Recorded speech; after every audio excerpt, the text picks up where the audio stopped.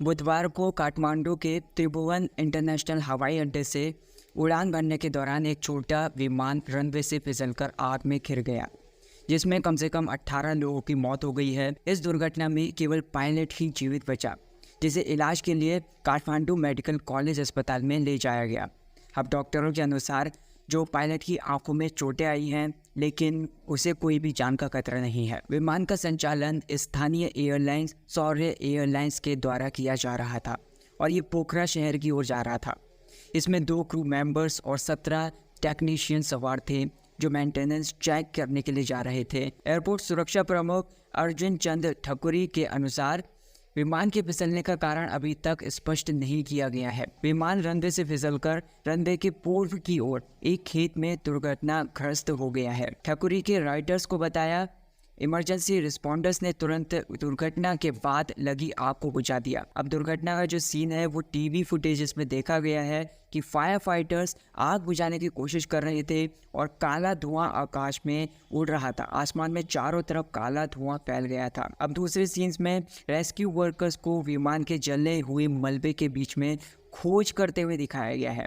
Stretchers पर शवों को एम्बुलेंस तक ले जाया जा रहा था और जो स्थानीय निवासी हैं वो सब देख रहे थे। अब त्रिभुवन अंतर्राष्ट्रीय हवाई अड्डे को बंद कर दिया गया है क्योंकि इमरजेंसी क्रू अपना काम कर रहे हैं। मानसून के मौसम के बावजूद दुर्घटना के समय काठमांडू में बारिश नहीं हो रही थी।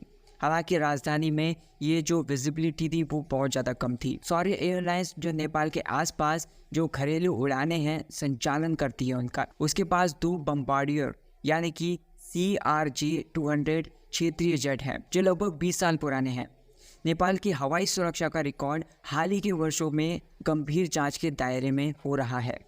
2019 में एक बांग्लादेशी विमान त्रिभुवन हवाई अड्डे पर दुर्घटनाग्रस्त हो गया था, जिसमें 51 लोगों की मौत हो गई थी और 20 लोग इसमें बच गए थे। जांच में ये पाया गया कि विमान रनवे के साथ गलत दिशा में था और पायलट हताशा में लैंडिंग की कोशिश कर रहा था। इसी तरीके से जो 2015 में एक तुर्की एयरलाइंस का विमान घने कोहरे में लैंडिंग के दौरान फिसलकर रनवे से बाहर हो गया था।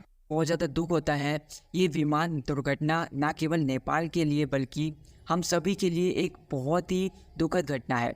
हमारे पड़ोसी देश नेपाल के साथ हमारे गहरे सांस्कृतिक और सामाजिक संबंध हैं और इस तरीके से जो घटनाएं हमें याद दिलाती हैं वो जीवन के कितना अनिश्चित है। इस घटना में जान गंवाने वाले लोगों के परिवार के प्रति मेरी संवेदनाएं हैं।